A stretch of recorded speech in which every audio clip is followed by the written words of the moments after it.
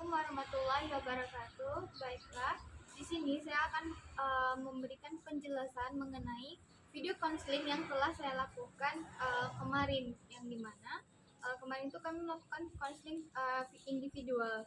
Adapun hasil analisis dari video konseling yang saya lakukan, yang dimana klien saya itu mengalami permasalahan yang kurangnya rasa percaya diri, sehingga klien saya itu takut untuk memberikan pendapat, bertanya di dalam dunia perkuliahan maupun di dalam organisasi.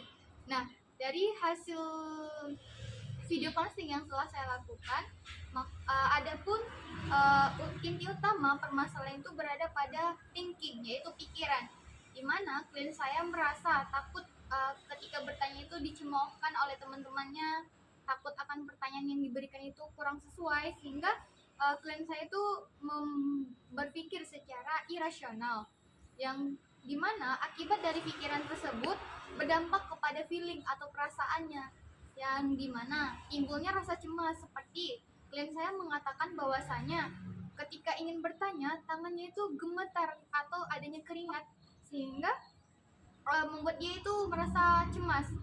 Dan akibat dari thinking, feeling itu berdampak kepada actionnya, yang dimana klien saya itu takut untuk bertanya dan tidak mau lagi untuk bertanya saat diskusi di kelas, sehingga tidak mendapatkan nilai presentasi akibat dari pikirannya tersebut. Dan juga di dalam dunia organisasi, klien saya juga takut untuk memberikan pendapat ketika diminta untuk memberikan pendapat.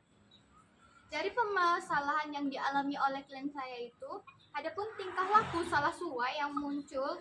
Yang pertama, klien saya takut untuk bertanya dan tidak mau lagi untuk bertanya pada saat diskusi di kelas maupun di organisasi. Yang kedua, adanya rasa ingin membalaskan atas perbuatan dan sikap atau respon dari teman-teman kelasnya ketika dia bertanya, seperti timbulnya perilaku untuk menjambak teman-temannya, karena klien saya merasa ketika dicemoohkan itu feelingnya itu atau perasaannya itu menjadi sakit hati, sehingga adanya timbul perbuatan ingin menjambak teman-temannya.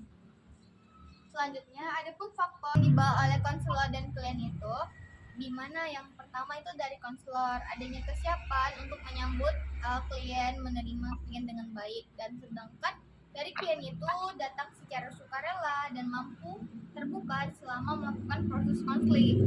Adapun keunikan dari klien saya, yang dimana klien saya itu memiliki sifat ekstrovert, dan di dalam proses konseling itu sangat membantu saya untuk menggali permasalahan yang dialami oleh klien saya, dan juga klien saya itu memiliki sifat yang ceria, sehingga di dalam proses konseling itu tidak terlalu kaku.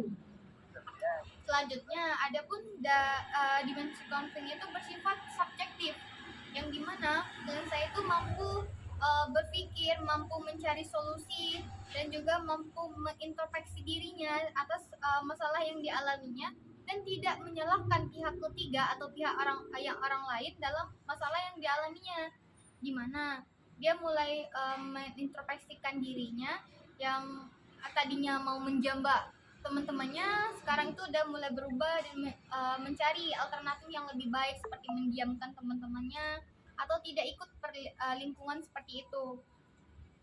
Dan adapun selanjutnya itu adalah, menurut saya itu dimensi konsultanya itu bersifat kognitif, di mana dan saya mampu merealisasikan pikiran yang bersifat irasional berubah menjadi rasional.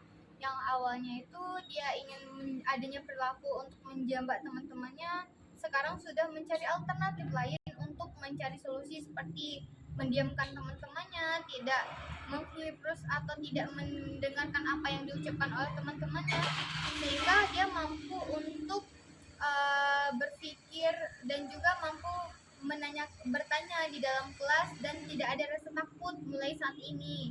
Dan juga kalau dari konselor itu di mana konselor memahami bagaimana perasaan dari kliennya ketika diperlakukan oleh teman-temannya, padahal dia sudah mempersiapkan pertanyaan dari H-1 sebelum perkuliahan, tetapi ketika takut dicemoohkan dan oleh teman-temannya, maka dia mengurungkan diri untuk bertanya. Dan ketika kami melakukan proses konseling, konseling saya lebih aktif untuk mencari solusinya, dan saya sebagai konselor hanya memberikan arahan bagaimana cara klien itu merealisasikan apa yang dikomitmenkannya.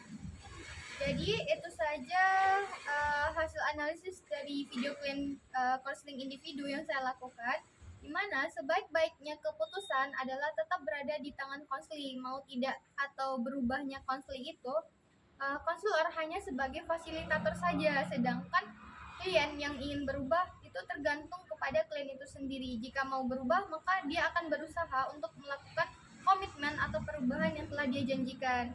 Sekian dari saya. Assalamualaikum warahmatullahi wabarakatuh.